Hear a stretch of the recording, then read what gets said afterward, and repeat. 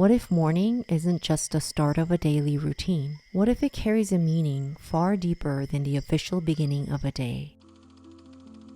In Hebrew tradition, morning is so much more than that.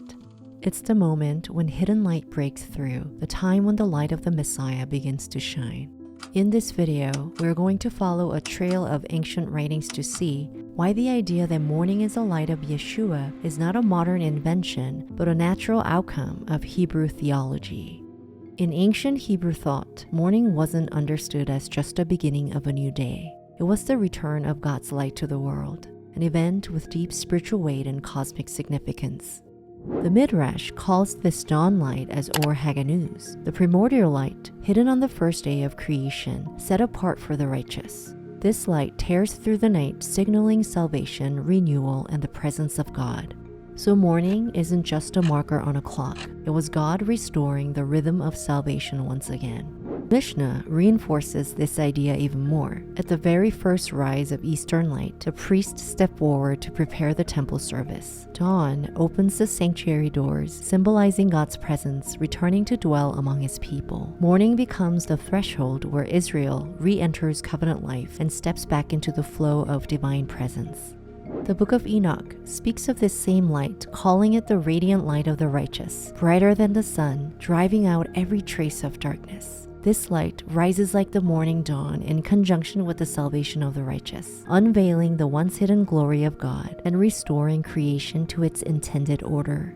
Morning is the moment of revelation, the moment when what was hidden is unveiled. The Qumran community sharpened this symbolism even further. They call themselves the Sons of Light, believing that when the Messiah appears, light would ultimately triumph over darkness. They wrote, "When the Messiah comes, truth will shine like the morning and the world will awaken under God's light."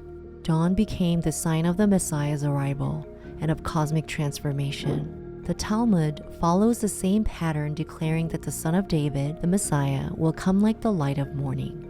After a long night of darkness, his appearing opens the world to a new day, a new order, and a new possibility of salvation. Morning becomes the hour of redemption, the moment God's future breaks open into the world. Put all these traditions together, and a clear symbolic chain emerges within Hebrew thought. Morning leads to light. Light leads to God's presence. God's presence leads to salvation, and salvation leads to Messiah. The New Testament takes this entire structure and applies directly to Yeshua. He calls Yeshua the light of the world, the light shining in the darkness, the dawn descending from above.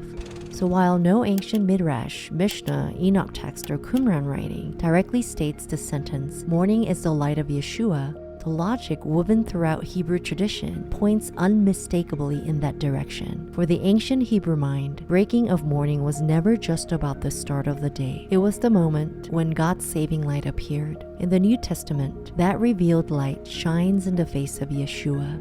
In him, the glory of God radiates, which is why the phrase, "morning is the light of Yeshua," is the fulfillment of what the entire Hebrew tradition is pointing to and had been anticipating all along.